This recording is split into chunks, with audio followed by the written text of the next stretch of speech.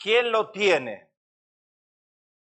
Ese es el tema. Discernimiento, ¿quién lo tiene? Y vamos a ir derecho a la palabra de Dios. ¿Qué mejor que ir a 1 Corintios? El apóstol Pablo sí que tenía discernimiento de espíritu. Vamos a ir a 1 Corintios capítulo 12 y ahí nos habla de diferentes dones que hay. Dentro de una iglesia existen todos los dones. Y Pablo dice, a otro el hacer milagros, a otro profecía, y ahí viene, a otro discernimiento de espíritus, con ese al final. A otros diversos géneros de lengua y a otros interpretación de lengua. Podría leer un poco más, pero ahí solo. O sea que no hay nada más lindo y precioso para un cristiano que pueda recibir los dones del Espíritu Santo. Pablo dice que debemos anhelarlos todos, no conformarnos con uno. Anhelarlo significa yo quiero algo más del que tengo. Y habla de discernimiento de espíritu. Y Dios dejó el medio de la oración que aprendamos a comunicarnos con Él. Y este es un medio para comunicarnos con Él y conocerle más. Porque a través de la oración nos comunicamos con Dios y Dios se comunica con nosotros a través de la palabra. Por eso oramos. A través de la oración y la lectura de la Biblia, el cristiano puede comenzar a reconocer la diferencia entre la voz de su conciencia y la voz de Dios. Dios puso una conciencia en nosotros. Esa conciencia determina lo malo y lo bueno. La ley fue puesta por el pecado. La paga del pecado es muerte. Pecado es cualquier cosa que yo haga mal contrario a la voluntad de Dios. Puede ser en palabra, en pensamiento o en hecho. Eso es pecado. Y la ley fue puesta por el pecado, por causa de la desobediencia del hombre. Quiere decir que si hay una ley, hay una conciencia. Si hay una conciencia, tiene que haber un discernimiento del bien y el mal. Pero acá no me dice solo discernimiento, acá me dice discernimiento de espíritu. Quiere decir que me está dando a entender que hay algo más de un discernimiento. Y no dije adivinación, vamos a explicar después por qué estoy diciendo eso. O sea que la iglesia de Jesucristo, escuche, tiene que clamar por discernimiento de espíritu. No por avivamiento solamente o por dones de milagros, que es lo que suele clamar la iglesia, sino yo como iglesia, no estoy hablando en general. Cuando hablamos de iglesia hablamos personalmente de uno mismo. Y yo debo clamarle a Dios por discernimiento de espíritu. Mensaje en unas semanas voy a estar hablando de un espíritu inmundo, sordo y mudo. ¿Cómo podemos nosotros diferenciar y saber cuándo es un espíritu inmundo que habita en una persona? ¿Y de qué manera trabajar con esa persona? Y déjeme decirle algo, todos, sin excepción, tenemos algún tipo de espíritu inmundo adentro, que todavía no ha salido. Ahora usted me dirá, pastor, pero yo estoy en Cristo, soy nueva criatura. Bueno, está bien, después lo vamos a ver en el mensaje que vamos a estar tocando. El espíritu de adivinación es completamente diferente al don de profecía y al discernimiento de espíritu, porque la adivinación es condenada por Dios. Dios no acepta la adivinación. Lo condena en muchos pasajes de la Escritura. Porque la adivinación, ahora que estamos nosotros entrando en el mes que se celebra, ya lo sabe qué, no lo quiero decir ni mencionar lo que se celebra en el mundo, pero estamos entrando en el mes del ocultismo, ya estamos en el mes del ocultismo. La adivinación es parte de lo oculto y Dios no trabaja con lo oculto, pero ahí sí hay personas que trabajan con lo oculto. Tenemos iglesias satánicas que trabajan con lo oculto. Entonces la adivinación se utiliza para obtener ganancias deshonestas. En la Biblia lo enseña, que hay personas que tienen ese espíritu, mal espíritu de adivinación, que vamos a explicar después, que lo usa ese espíritu para engañar a la gente y favorecerse con dinero o lucrar. Y si analizamos a la luz de la palabra de Dios ese espíritu de adivinación, encontramos que todos funcionan de la misma manera, lucran. Yo podría decir si el espíritu de adivinación envuelve un estado político, porque los políticos lucran. Puede ser que haya algo de eso. Puede ser que haya algún tipo de arreglo dentro de esos partidos políticos. Pero lo que debemos considerar muy seriamente es cuál debería ser nuestra conducta como cristiano, creyente, que se expone ante de una pitonisa. Porque una persona que adivina se llama, en la Biblia se llama pitonisa, y él la escucha. Y hoy van muchos a leerse las manos y a ver esa clase de mujeres que le adivinan la suerte.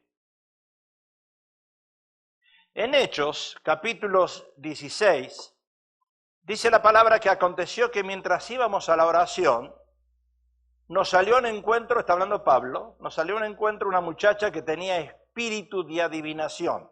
Cuando yo vaya a hablar en las próximas semanas de espíritus inmundos, esto entra dentro de esos espíritus inmundos y usted se va a dar cuenta que todos nosotros, a menos que usted esté sentado al lado del ángel Gabriel, tenemos algo que todavía tenemos que quitar del medio. Nos salió al encuentro una muchacha que tenía espíritu de adivinación, la cual daba gran ganancia a sus amos. ¿Qué hacía? Adivinando. Esta, siguiendo a Pablo y a nosotros, daba voces diciendo: estos hombres son siervos del Dios Altísimo, quienes os anuncian el camino de salvación. Y esto lo hacía por muchos días, más desagradando a Pablo, este se volvió y dijo: ¿a quién?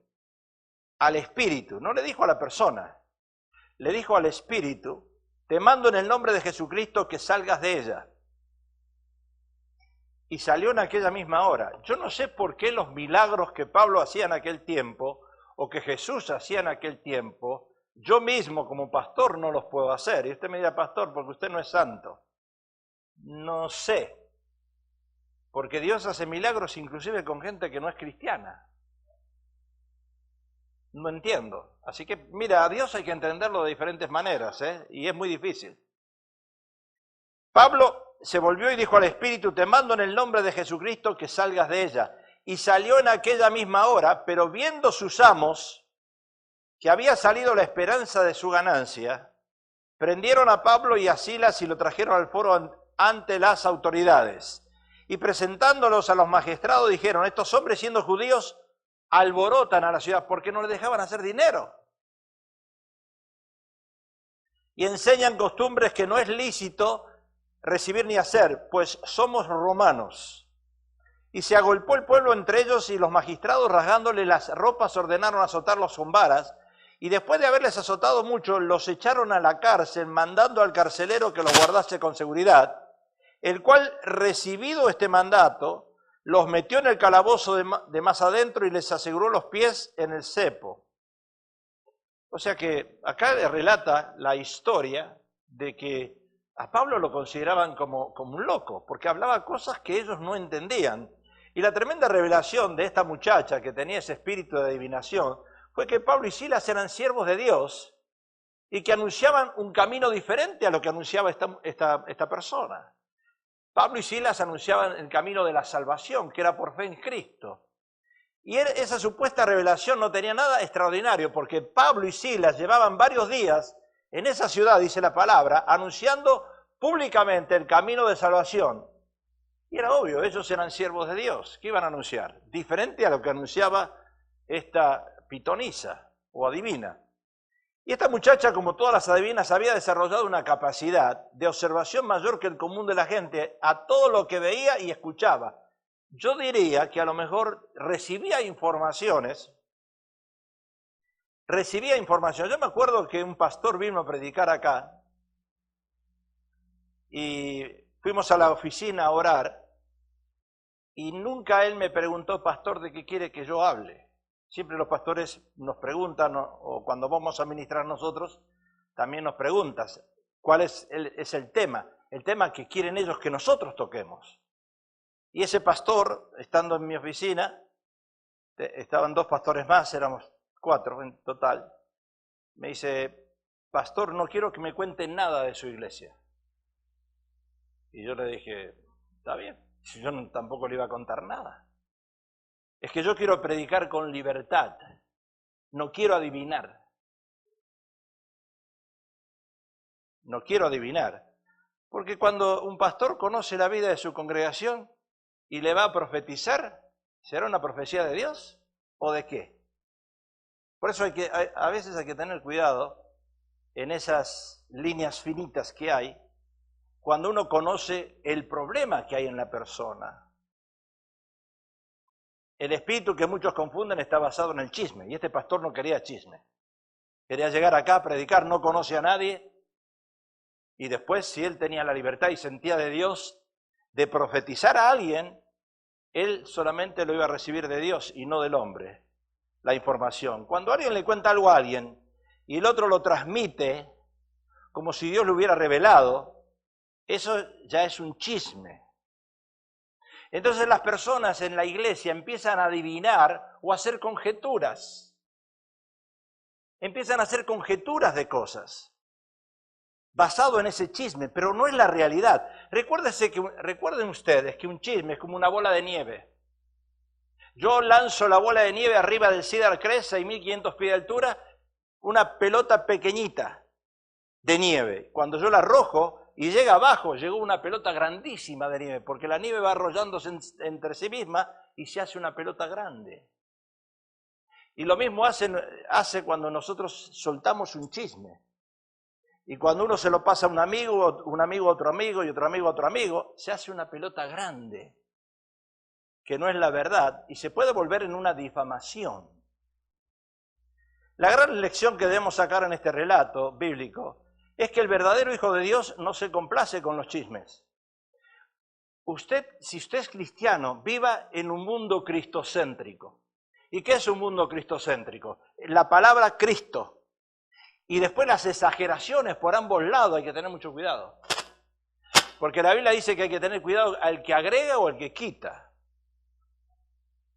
Entonces, cuando hablamos de exageraciones, estamos hablando cuando nos vamos a diversos lados, extremos, y nos olvidamos de lo cristocéntrico. Acuérdense que la Biblia, los primeros 100 años apostólicos de la Biblia son los verdaderos. Los demás empiezan a difamarse en verdades bíblicas. O sea, el verdadero cristianismo son los primeros 100 años apostólicos, hasta que llegó Pablo y después empieza a desparramarse versiones y herejías, especialmente después de Constantino, después del año 300, cuando vienen todas las herejías del catolicismo. Más aún debe uno repudiarlo ni poder oírlo cuando vienen esos chismes, porque vienen del enemigo de nuestra alma.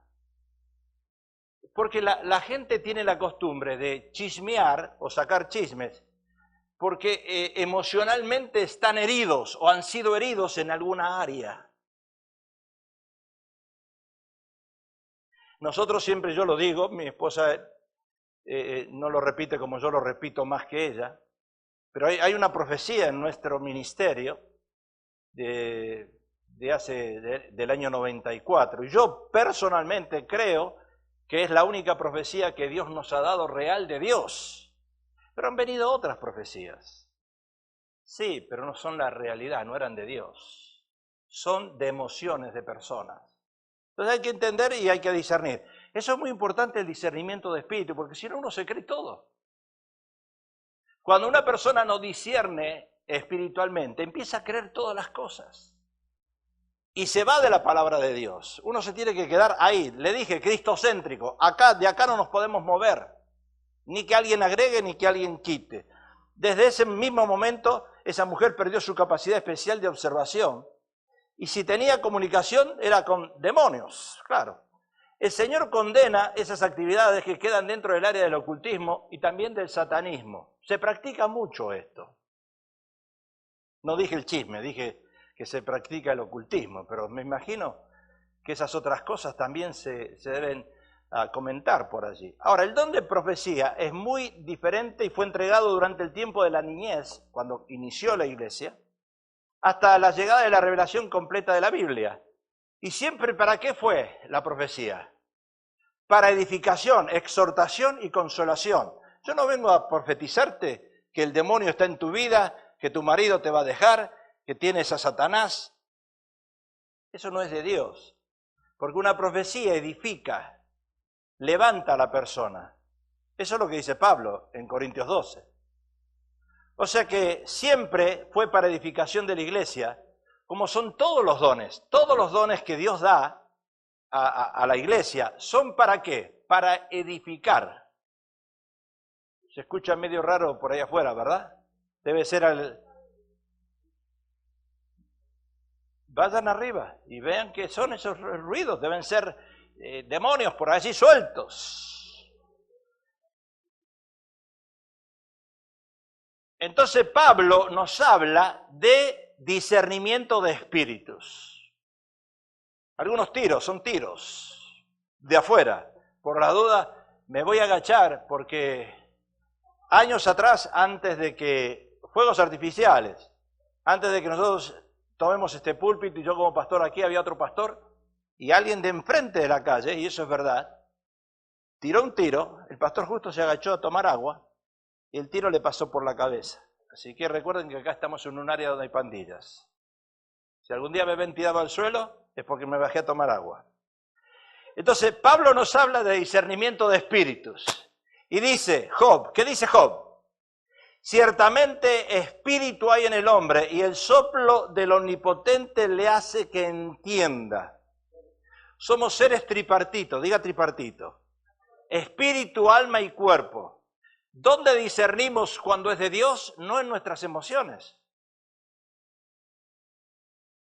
Ay, yo soñé anoche, sí, soñé. Está bien, lo dijo el hermano, hay sueños que son de Dios, pero hay sueños que no son de Dios. Entonces, Dios nos habla a nuestro espíritu, no a nuestras emociones. Eso es muy importante entenderlo, ¿eh? ¿Y cuándo podemos oír la voz de Dios? Cuando estamos alineados. Por eso Pablo le dijo a Nicodemo, te es necesario nacer de nuevo. Nicodemo era cristiano, conocía la palabra, pero estaba desalineado. Nicodemo vivía con sus emociones primero, después su alma y después su cuerpo, y no oía la voz de Dios. Y eso nos pasa a nosotros cuando estamos alejados de Dios y vivimos en nuestras emociones, vivimos en lo que me hizo, en lo que me dijo, en lo que lo voy a hacer, en lo que me va a pasar. Pero ¿y Dios dónde está? Que no me habla. Es que no te va a hablar así, porque estás en tus emociones. Entonces el soplo del Omnipotente le hace que entienda en el Espíritu. Y Pablo dice en 1 Corintios, a otro el hacer milagro, a otro profecía, a otro discernimiento de espíritu. Si uno está alineado. O sea, la Biblia menciona claramente que nosotros somos seres espirituales. Todos nosotros somos seres espirituales. Dios nos hizo, dice, a su imagen. Imagen de Dios significa imagen espiritual. Tenemos que entender eso. Cuando confrontamos un problema con una persona, cuando uno tiene discernimiento de espíritu, sabe o Dios le muestra qué es lo que hay en la otra persona. Por eso Pablo nos habla de discernir. Y la palabra discernimiento en el griego es diakridis. Equivale a contender, opinión judicial, pero la palabra discernir o el verbo discernir, el diacrino, que es en el griego, equivale a separar completamente, o sea, oponerse, vacilar, titubear, contender, diferencia. Yo me acuerdo, años atrás, vino una joven, se me acercó un joven, no una joven, era un joven, un muchacho era. Y me dice, vengo a venderle, no era este reloj, era otro. Le voy a vender este reloj de oro, y se veía bueno, $20. Usted sabe que a veces se encuentra por ahí en la calle alguien que le vende cosas. Sabemos nosotros que quizás, sabemos o nos imaginamos, no es la realidad, pero por lo menos decimos $20, tiene que ser un reloj robado. Pero era de oro, $20. Bueno, está bien, dámelo, si no es de oro, total, lo uso como un spare, un reloj de segunda mano, o sea, en vez de usar este, uso el otro, por la duda. Dice, es de oro, está bien. A los 15 días empezó a desteñirse, se le fue el color, no era de oro, era de bañado en oro. Y lo mismo ocurre con muchos cristianos cuando le hablan y le dicen cosas, se la creen. Por eso uno vive desanimado, por eso uno vive quizás asustado o alejado de Dios, porque me dijeron esto y me lo creo, pero ¿quién te lo dijo? ¿Quién te lo dijo? Entonces no tener discernimiento de espíritu es como el policía que sale al servicio, a su servicio sin armas. ¿Se imaginan un policía? Se puede poner su chaleco, pero sale a su servicio y sale sin armas. Lo agarra un ladrón por ahí, está desarmado. O es como el carro de los bomberos ahora. Miren, 3.500 casas, ¿cuántas se quemaron? Increíble. Hay que orar por esa gente, pobrecitos, ¿verdad? Tantas cosas que están pasando. No hubo terremoto acá, pero hubo una devastación tremenda de casas, una desolación tremenda. Pero, ¿qué tal si los bomberos llaman a alguien que se está incendiando en una casa, llegan con el camión de bomberos, con el carro de bomberos, y ponen la manguera y no sale agua, se olvidaron de llenar el tanque? O es como tomar sol un día de lluvia. O quizás es como salir con un automóvil que no tiene gasolina. O pretender ser cristiano sin leer la Biblia. Eso es falta de discernimiento de espíritu. Pero yo creo que va a pasar esto. Yo veo a la hermana, al hermano y mira, para mí esto es. Eso es adivinación. Eso es suponer algo, creer algo, imaginarse algo. Veamos algo importante. ¿Por qué la iglesia necesita ese discernimiento de espíritu? ¿Por qué lo necesita? ¿Por qué nosotros necesitamos discernir? Yo no estoy diciendo entre lo bueno y lo malo y la conciencia me dice, yo fui a un médico y el médico me dijo que no coma carne. Eso es otra cosa. Yo no puedo discernir que si como carne me voy a enfermar, porque hay personas que comen carne y no le hace nada, y hay personas que no comen carne y están enfermos. Eso no es discernir, eso es escuchar lo que dice el médico, obedecerle y cuidarse en la comida. Pero la iglesia necesita el discernimiento de espíritu porque Pablo dice en Timoteo, el espíritu dice claramente que en los postreros tiempos algunos apostatarán, ahí vienen apóstatas de la fe, que vienen con inventos, que vienen con cosas, vanas palabras, filosofías huecas, dice la Biblia, escuchando a espíritus engañadores y a doctrinas de demonios. Ahora usted dígame una cosa, y eso es lo que con la pastora muchas veces nos preguntamos. Hay iglesias hay muchas personas que permanecen en una iglesia donde se enseña esto, doctrinas de demonios, y no se van de ahí, se quedan, por años se quedan. ¿Por qué será eso? No entiendo, ¿sabe por qué? Yo sí lo entiendo. No entiendo por qué ellos se quedan, pero sí entiendo por qué se quedan. Porque no hay discernimiento de espíritu. Escuchando a espíritus engañadores y a doctrina de demonios, por la hipocresía de mentirosos que teniendo cauterizada la conciencia, prohibirán casarse y mandarán a abstenerse de alimentos que Dios creó, para que con acción de gracia participen de ellos los creyentes y los que han conocido la verdad. O sea, acá Pablo le habla a Timoteo de doctrina de demonios, que es cualquier enseñanza presentada como verdad.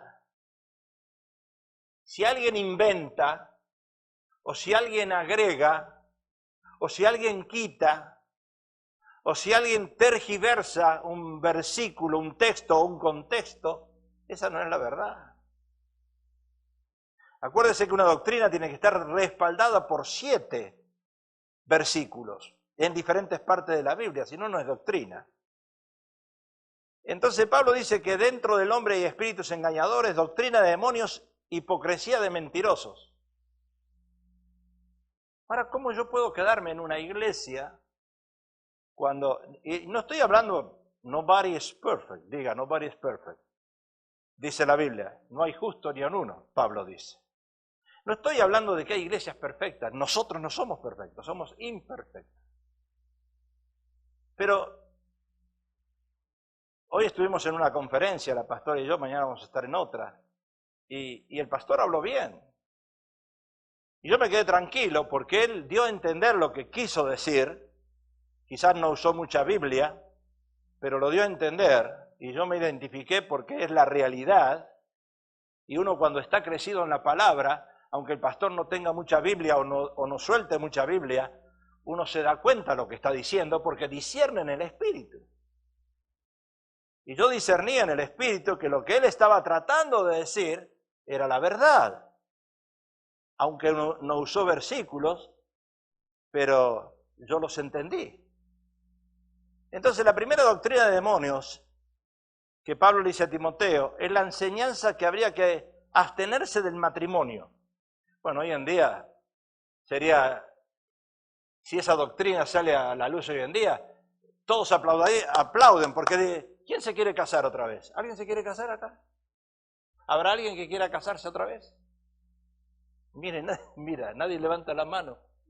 ¡Qué bárbaro! ¿Ni con el mismo hombre? ¡Qué bárbaro!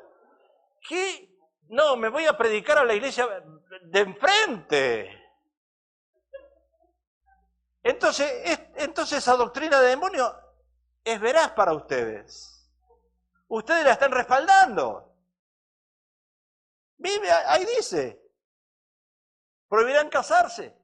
Mejor vivamos juntos. Tú traes tu dinero, yo traigo el mío, tú compras para comer, yo pago la renta. Cuando nos llevemos mal, tú para el norte, yo para el sur. Hijos, no traigamos hijos al mundo porque entonces sí que estamos embromados. El hombre está embromado cuando trae hijos, la mujer se salva. El llamado a la prohibición del casamiento es la alarma que está surgiendo en estos últimos tiempos. ¿Para qué te vas a casar? Es una doctrina de demonios, pero está dando resultado. Escuche, está dando resultado en todas partes del mundo. ¿Para qué casarse? Pero no es bueno que el hombre esté solo. No, vivamos en pareja. Déjeme darle una estadística. Patrick Schneider, especialista en geriatría y salud pública de la Universidad de Harvard, ha recopilado una serie de datos y dice esto: la cohabitación, o sea, compartir casa y relaciones sexuales sin casarse, está creciendo. Es un doctor. Hace 35 años aún era algo raro socialmente, era un tabú. En los años 60, Estados Unidos creció un 20% el vivir en pareja.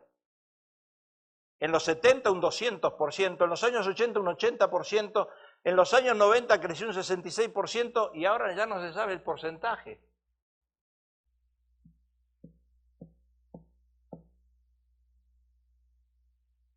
Pero es una doctrina de demonio. ¿Pero quiere que le diga algo? Hay cristianos que viven en pareja.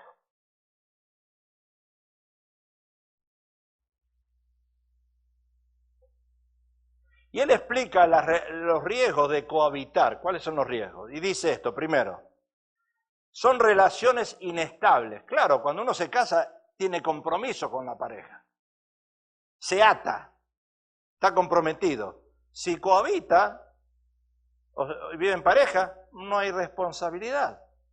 Entonces, pasado 3 años de cohabitación, 3 años, solo 1 de cada 6 parejas siguen juntas. ¿Entiende usted eso? Pasado 3 años de cohabitar juntos, sin casarse, solo 1 de cada 6 parejas viven juntas. Solo 1 de cada 10 sobrevive 5 o más años. Segundo, dice el doctor, cohabitar aumenta el riesgo de divorcio. En Estados Unidos los que se casaron sin cohabitar, antes se divorciaban un 21%. En cambio, los que cohabitaron antes de casarse, se divorcian un 39%. El riesgo es pues prácticamente el doble. Porque claro, el que vivió cohabitando, vivió libre. No se asusten que no es terremoto. Son las baterías recién cargadas, parece. Cohabitar carga más sufrimiento sobre la mujer, dice el doctor. Al menos en Estados Unidos las mujeres en cohabitación aportan el 70% de los ingresos, más que el hombre. En el hogar, y suelen cargar con responsabilidades y deberes hacia los niños y la casa, sin el apoyo de una protección legal, porque no hay nada legal que los una. Y cuarto, cohabitar va relacionado con los riesgos sexuales, enfermedades sexuales. Bueno, obvio. Los hombres que cohabitan multiplican por 4 el riesgo de tener enfermedades de transmisión sexual. Cohabitar implica un mayor riesgo de problemas psiquiátricos y de abusos O sea que la Universidad de California, Los Ángeles, hizo una revisión de 130 estudios y comprobó que los matrimonios procedientes por cohabitación tienen mayor tendencia a padecer problemas de alcohol y drogas. Cohabitar aumenta la pobreza de los niños. El nivel de pobreza de los niños en familias cohabitadoras es 5 veces mayor que en hogares matrimoniales. Fíjense dónde estamos nosotros y ustedes respaldaron esa doctrina de demonio. Porque nadie se quiso casar, ustedes dijeron. Yo no me caso. 7. Cohabitar perjudica la conducta y emotividad de los hijos. ¿Se imaginan? No estamos casados. Cuando uno no está casado por Dios, por la ley, primero y después por Dios, los hijos que traen al mundo, ¿cómo se llaman los hijos de un matrimonio que no está casado? ¿Cómo? Bastardos. ¿Quién dijo bastardos? ¿Quién dijo bastardos? ¿Tú? Sí, bueno, se llaman bastardos. Cuando uno trae hijo al mundo y no están casados, son hijos bastardos. Cohabitar tiene relación con un aumento del crimen juvenil. Claro, no hay papá ni mamá, no hay hogar. El 70% de los presos juveniles sin instituciones estatales vienen de hogares sin padres. Y cohabitar aumenta el riesgo de maltrato sexual a los niños. El riesgo de que un niño sufra abusos sexuales es de 6 veces mayor en familias adoptivas, 14 veces mayor en hogares de madre soltera, que nunca llegó a casarse, 20 veces mayor en familias con padres biológicos que solo cohabitan, 33 veces mayor cuando la madre cohabita con un hombre que no es el padre biológico de los niños. Estamos hablando de maltrato, de abuso sexual a los niños. Y una mujer en cohabitación en Estados Unidos multiplica por 3 respecto a las casadas. ¿El riesgo de sufrir agresiones, acaso el cohabitar no es una doctrina de demonio? De sufrir agresiones de su compañero, de su pareja. Porque si está casada, llama al 911 y se armó. Pero si es una pareja, ¿qué autoridad tiene? Sí, puede tener una autoridad legal porque un extraño me hizo algo, pero no es el esposo. Legalmente. Entonces, a Dios le agrada que sus hijos, nosotros, a Dios le agrada, que nosotros pidamos discernimiento de espíritu. Salomón pidió ¿qué? Sabiduría. Y Dios le dio sabiduría y después le dio dinero. Nosotros pedimos dinero, no sabiduría y no discernimiento de espíritu.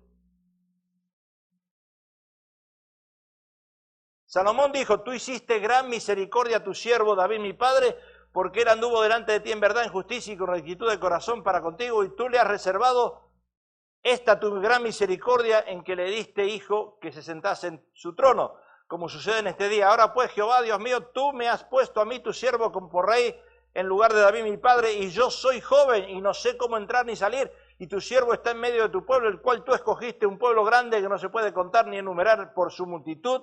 Da pues a tu siervo entendido para juzgar a tu pueblo y para discernir entre lo bueno y lo malo, porque ¿quién podrá gobernar sobre este pueblo tan grande?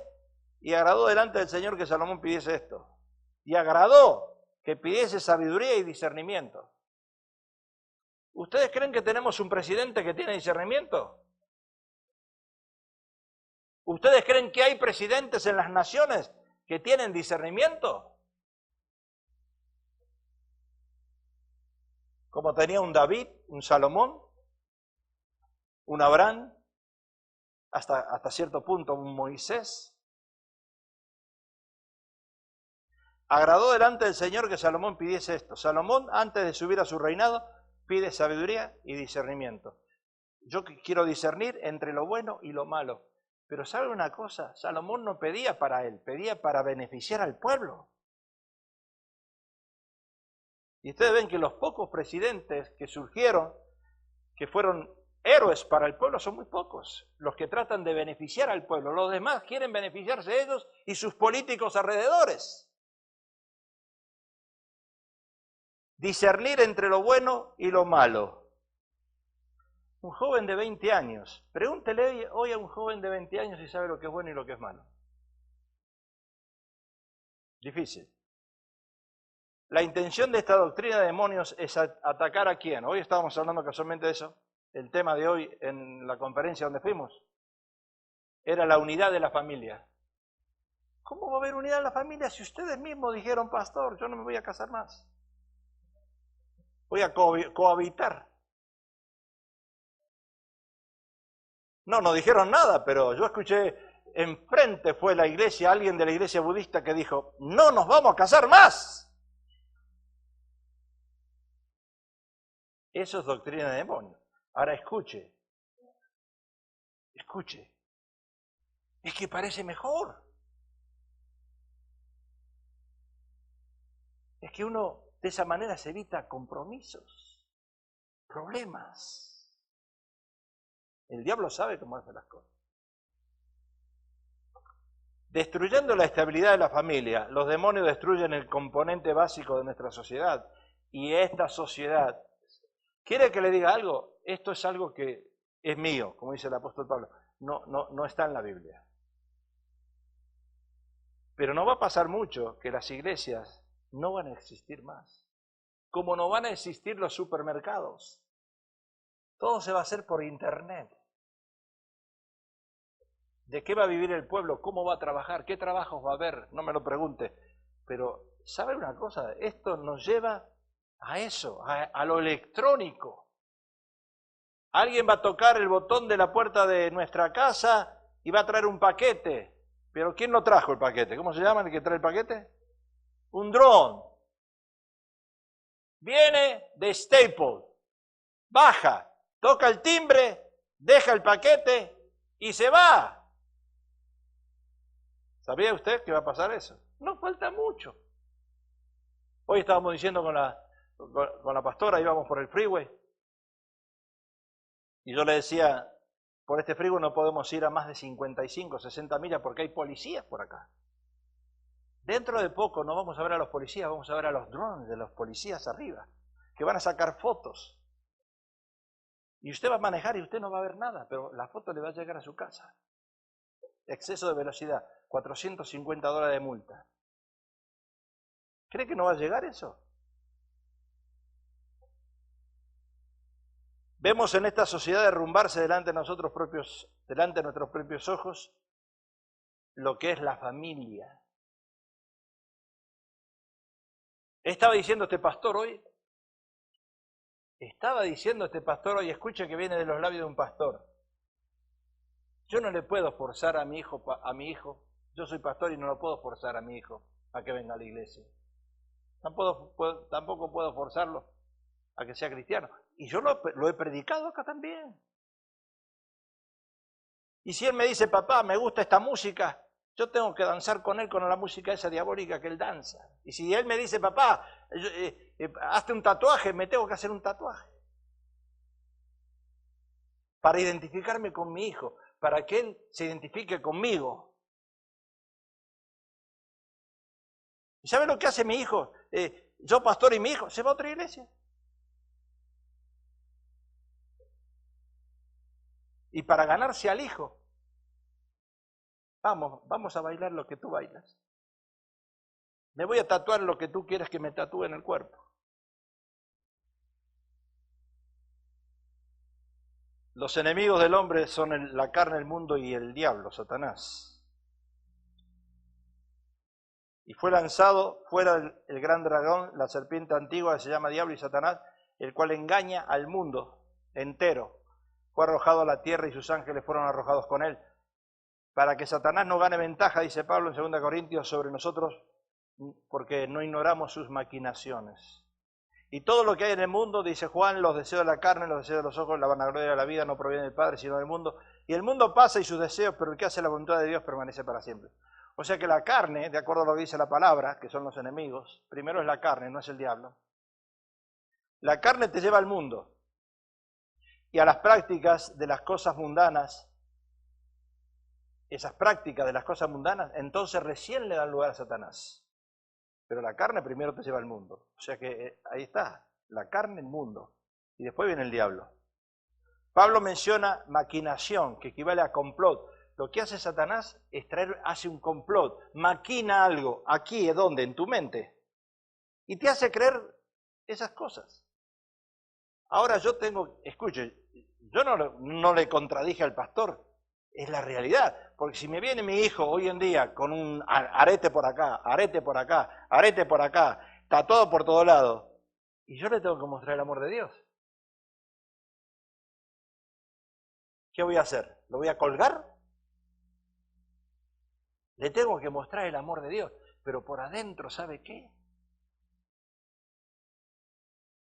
Claro, y hoy veíamos, hay 400 y pico en esta conferencia que estamos, mañana tenemos que ir de nuevo. Nos vinimos 2 horas de viaje para estar aquí con ustedes hoy y tenemos que regresar otra vez. Y claro, cuando nosotros miramos alrededor, son todos pastores y líderes jóvenes, 20, 30, 40 años máximo. Y nosotros tenemos 45, 5 años más que nosotros, pero bueno. Y entonces, menos mal que no fui con el pelo blanco, porque si voy con el cabello blanco, se iban a dar cuenta que ya tenía 50 años. ¿Se imaginan los pastores jóvenes que salen hoy en día? ¿Se imagina qué juventud vamos a tener en los próximos 20 años si todavía el Señor no viene en las iglesias? ¿Usted no se lo imagina? ¿Que no le podemos decir no a nada? ¿Que por amor tenemos que aceptar todo? Everything. ¿Está difícil la cosa o no? Por amor. La mente es un campo de batalla que puede ser edificada, puede ser usada para edificar o para destruir. Y la Biblia dice que Salomé bailó para Herodes, ¿se acuerdan?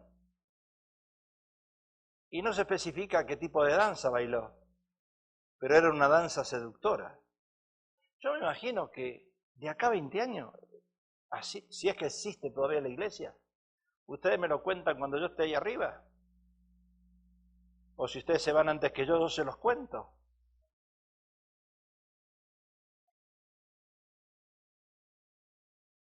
Vamos a tener una iglesia llena de bailes.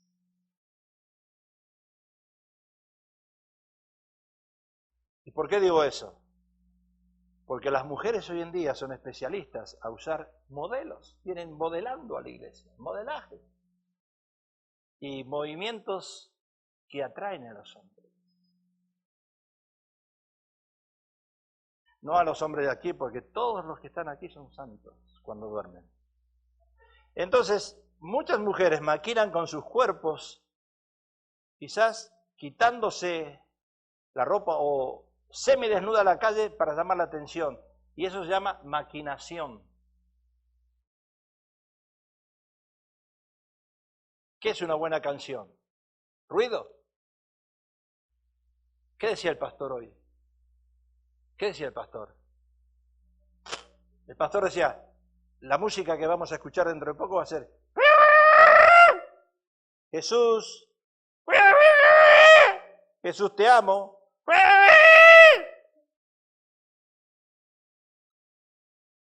Esa va a ser la música. Y el hijo le vino al pastor y le dijo, papá, ¿te gustó el canto ese? Y el padre le dijo, y sí, me gustó.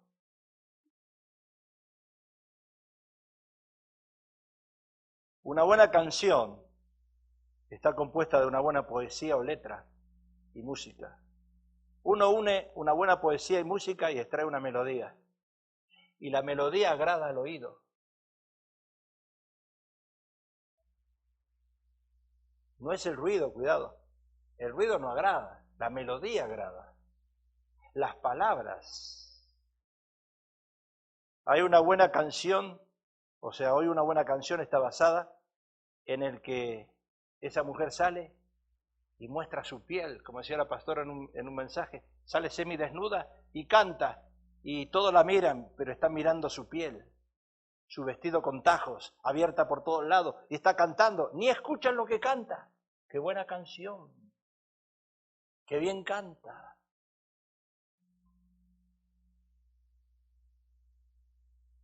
Pablo dice, para que Satanás no gane ventaja alguna sobre vosotros, pues no ignoramos sus maquinaciones.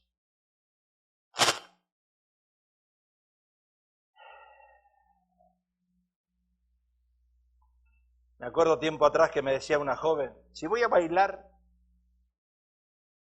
¿usted cree que el baile es de Dios? Y si voy a bailar, me decía, y él me aprieta y tenemos que bailar juntos, ¿qué hago? ¿Usted qué haría?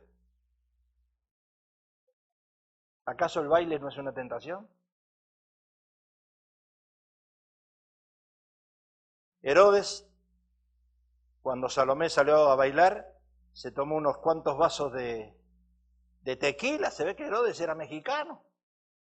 Tequila era vino. Vino.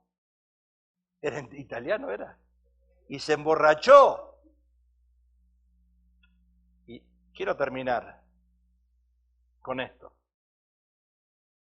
Jesús, tentado en el desierto, porque Jesús fue tentado, necesitó discernimiento de espíritu para hablarle al diablo.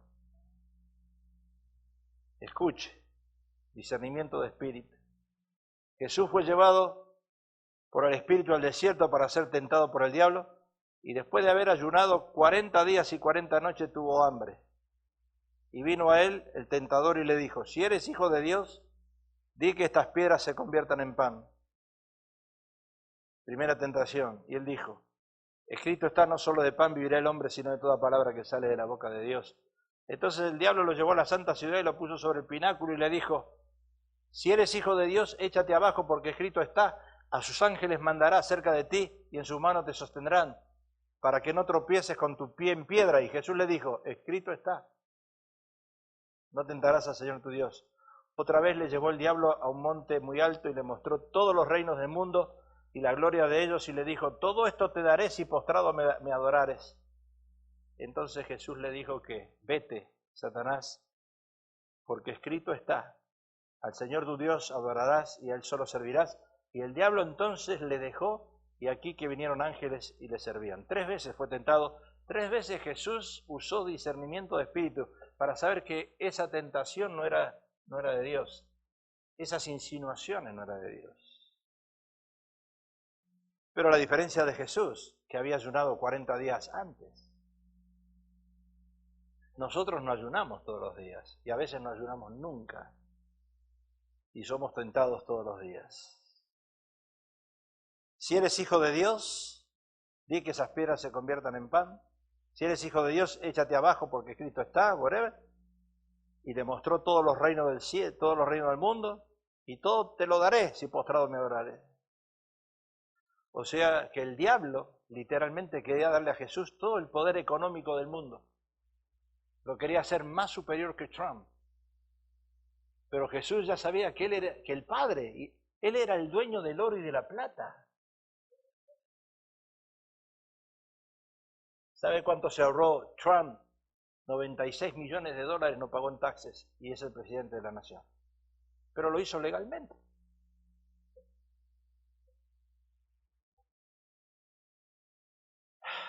¿Cuántas cosas nos ofrece Satanás que uno tiene que discernir? Por ejemplo, un trabajo de manager.